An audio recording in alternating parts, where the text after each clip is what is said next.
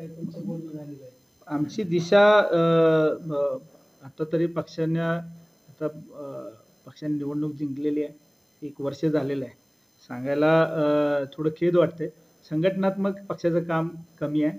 पण फक्त आता सोशल मीडियावर पक्ष आहे. मी आपल्याच पक्षाचं नाही म्हणत. मी सगळ्याच पक्षाचं म्हणतोय. संघटनात्मक चळवळीत मग पक्ष राहिलाय ही आता खंत आहे. पण निश्चित निवडणुका समोर आल्यानंतर सगळे गोष्टी उलगडल्या जातील.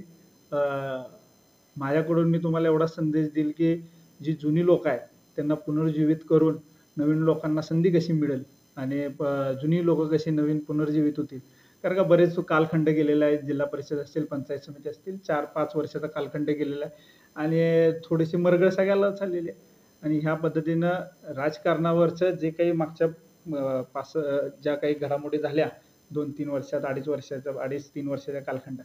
त्यामुळे थोडा विश्वास राजकारणावरचा उठून चाललेला आहे. तो पुन्हा विश्वास संपादन करणं ही स्थानिक स्वराज्य संस्थेच्या माध्यमातून होईल असं मला वाटतंय. आणि निश्चित माझ्याकडून निश्चित प्रयत्न केला जाईल. नवीन तरुणांना चांगल्या पद्धतीने संधी दिल्या जातील आणि जुन्यांचा अनुभव घेऊन त्यांनाही पुनर्जीवित केलं जाईल अशा पद्धतीचं मी आव्हान करतो.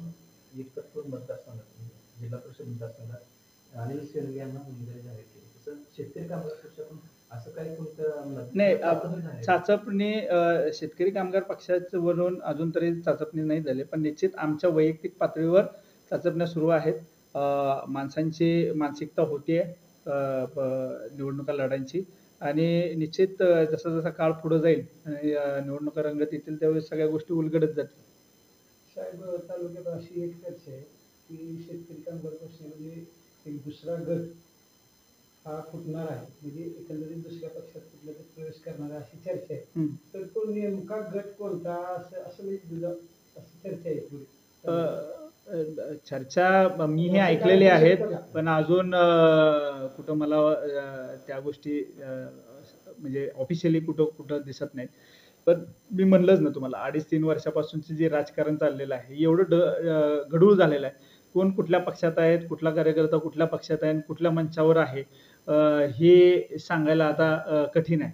त्याच्यामुळं ही काय फक्त शेतकरी कामगार पक्षाचीच गत नाही. काल एका पक्षाच्या चिन्हावर निवडणूक लढलेले आज त्या पक्षाचे चिन्हही ऑफिसला लावत नाहीत अशी परिस्थिती आहे. आज ते कोणत्या पक्षात आहेत हेही कळणं शक्य नाही. जी निवडणुकी लढले त्यांचंच कठीण आहे, तर कार्यकर्त्यांचं कसं सांगणं कठीण आहे. त्यामुळं ओलाटाईल राजकारण झालेलं आहे. खूप चॅलेंजिंग राजकारण झालेलं आहे. पण मी लोकांना एवढंच सांगेन, की आपल्या सांगोला तालुक्याला एक चांगला इतिहास आहे आबासाहेबांचा. तर त्यांच्याकडे बघून ही एक दंतकथा आहे असं वाटायला नको. एवढं तरी गढूळ करू नका आणि म्हणजे काम करत राहणे, राजकारणामध्ये लोकांना मदत करत राहणे. काही लोकं परिस्थितीनुसार पक्ष बदलतात. ही वरच्याच नेत्यांनी दाखवलेली मार्ग आहे. त्याच्यामुळं खालीपर्यंत ते त्या पद्धतीनंच वाहत गेलेलं आहे आणि थोडं कठीण आहे, पण चॅलेंजिंग आहे आणि पक्ष जेवढे झालेले आहेत, ऑप्शन निर्माण बघा तुम्हाला एखादी वस्तू खरेदी करताना जर एकच वस्तू तिथं ठेवलेली असेल, तर तुम्हाला तुमच्या गरजेसाठी तुम्ही घेता. पण तिथंच तुम्ही जर मॉलमध्ये गेला, तर तुम्ही अनावश्यक गोष्टी पण थोडं आणताच, की बाबा ही लागेल नंतर म्हणून. तसं पर्याय जास्ती निर्माण झाले. आज पहिला प्रामुख्याने 2 ते 3 पक्ष या महाराष्ट्राच्या पटलावर होते. असंख्य छोटे-मोठे स्थानिक पक्षही होते. पण महत्त्वाचे 2-3 पक्ष होते. आज तिथंच महत्त्वाचे 4-6 पक्ष झालेत. तर आणि असे बाकीचे मिळून असंख्य पक्ष झाले. त्यामुळे पर्याय भरपूर झाले असल्यानं, की माणसाचं पेशन्स पण कमी झालेलं आहे, की एखाद्याचं ऐकून घेण्याचं. आणि थोडं कोण कुठं काय बोललं, की मी जातो तिकडं, मी जातो इकडं, अशा पद्धतीचं आहे.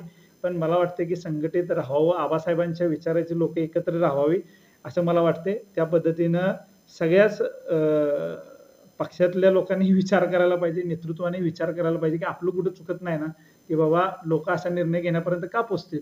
आबासाहेब असताना सुद्धा असे किती प्रसंग आले असतील. पण आबासाहेबांनी ते टिकून ठेवायसाठी निश्चित प्रयत्न केला आणि सगळ्या माणसांना विरोधक असला तरी सुद्धा त्या मान-सन्मानाने सगळ्यांना वागवलं. तसंच सगळ्याच नेतृत्वांना मला वाटतं, की धरसोड न करता चांगल्या पद्धतीनं आपण काम करावं. मी त्या भावनेचा आहे, की मी कोणतेही हे बघत नाही. काम करणं हे माझं हे ठेवतो.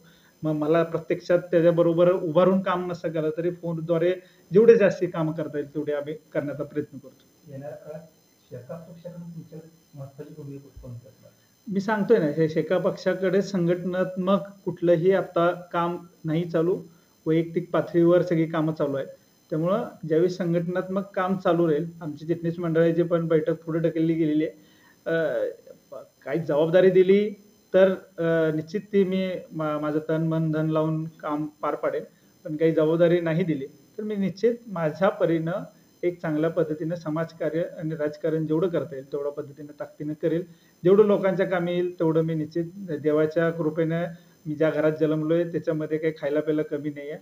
त्याच्यामुळं आम्ही रोजचं जीवन तरी आरामात जगू शकतो. उरलेलं आयुष्य हे लोकांसाठी निश्चित घालवण्यासाठी, लोकांच्या कामी येण्यासाठी निश्चित आम्ही प्रयत्न करू. सध्या चर्चा चालू आहे की चर्चेचं प्रमुख केंद्र तुम्हीच आहे. तशी चर्चेला काही असं दुसरा मिळणार आहे तुमच्याकडून काय? नाही, अजून तरी तशा कोणत्याही चर्चा स्पष्ट स्वरूपात माझ्याकडून तरी नाही आहेत. मी काही तशा पद्धतीने तुम्हाला काही सांगू शकत नाही. असलं तर मी डायरेक्ट तुम्हाला सगळ्यांना बोलवूनच सांगेन. पण आता तरी तसं कोणत्याही गोष्टी नाही आहेत. साहेब, शेका पक्षामध्ये बाबासाहेब देशमुख एक गट आणि अनिकेत दादा देशमुख एक गट, अशी परिस्थिती आहे का ऍक्च्युली? गट आता हे तुम्ही लोकांना विचारलं गेलं पाहिजे. मी एक आबासाहेबांच्या विचारांचा प्रेम करणारी लोक असतात, हो का, वैयक्तिक माझ्यावर प्रेम करणारी, वैयक्तिक बाबासाहेबांवर प्रेम करणारी लोक असतील. माझं एक मत आहे की ही काही आमचं आम्ही काही वैयक्तिक घेऊन आलेलो नाही. हे सगळं आबासाहेबांवर प्रेम करणारी लोक आहेत आणि ते प्रेम तसंच त्यांच्या मनामध्ये, तो विश्वास तसाच त्यांच्या मनामध्ये टिकवण्याचं आमचं काम आहे. मी तो प्रयत्न करतोय की आबासाहेबांच्या विचारानं, आबासाहेबांवर ज्या पद्धतीनं आबासाहेब टिकून ठेवत होती, ज्या माणसांना जोडून ठेवत होती, त्या पद्धतीचं काम माझ्याकडून व्हावं, हाच मी सकाळी उठल्यावर रोजचा प्रयत्न राहतो की लोक कुठली दुखवली गेली नाही पाहिजेत. आणि आपल्याकडून जेवढं होतं तेवढं, शक्य नाही आहे की सगळी कामं व्हायला, काही आपण पंतप्रधान नाही आहे की बाबा मी सांगितलं सगळी कामं होतील. पण जेवढं शक्य आहे तेवढं प्रशासनाकडून जेवढं